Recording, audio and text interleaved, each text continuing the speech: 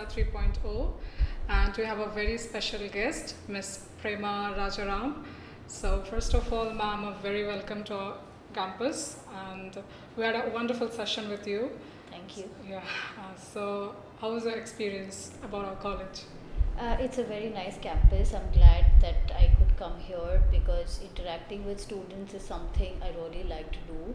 I think the youth gives us a lot of perspective of how things are changing, how businesses need to adapt to the changing times and what the youth wants because they are the future of the nation.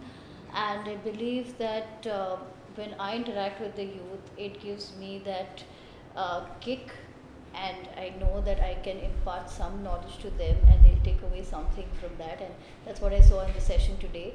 The students wanted to ask questions, they were nervous, but there were a lot of thoughts in their minds, and I'm glad that I could come here, interact with them, and you were a wonderful audience. Thank you, ma'am. So based on this session, I have jotted down two questions, so I would like you to answer them.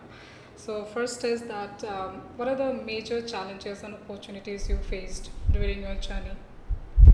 In 17 years as a media person, when I started journalism, we came into the profession with a mindset of making a change in the country or in whichever area we were in, Kolkata and the Northeast. But times changed, the way the business works changed, and because of various companies coming in, media companies and media agencies, and then the advent of digital media, of course technology, when it comes to say OB vans, which is outdoor broadcasting vans, to then the backpacks. So that transformation really took us time to understand that this was needed, this was need of the hour. Cost cutting techniques also led to innovation because digital media today has led to the potential where news is now there online, the same newspapers and the news is there, but sometimes in different versions, edited versions of the news. Today news is there even on various platforms like Instagram, Facebook. There are YouTube channels that have been started by journalists who are there on television and have something different to say. So that is alternative media.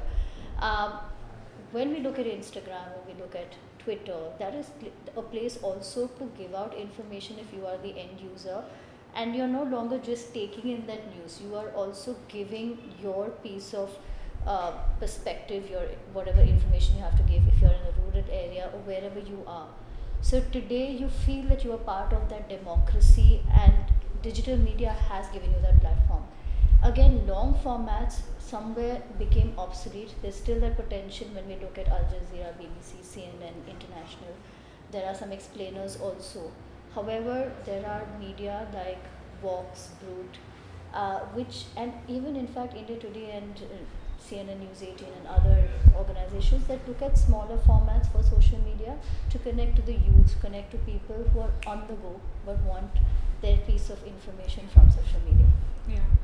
So as you said that digital media has evolved in such a great way. So how do you think since AI market is evolving also in a great way, so how do you think this plays an important role in digital media?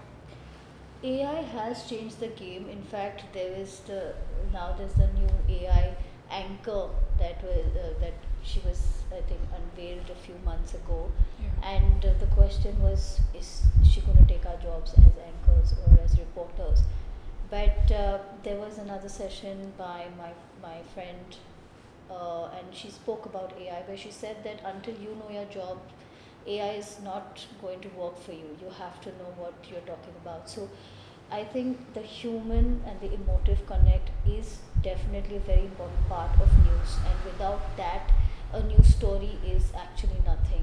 And when it comes to, of course, business and numbers, that's completely different. But if we're talking about politics or human interest stories, that is something where AI will not completely work all the time. Yeah, so exactly. AI definitely helps. There's Chat GPT today for us to get our information in a simpler format. However, I can tell you that with all the information that I have put out on ChatGPT, I have maybe got an outline, but ChatGPT will not tell me the exact situation that I want to get my information streamlined for.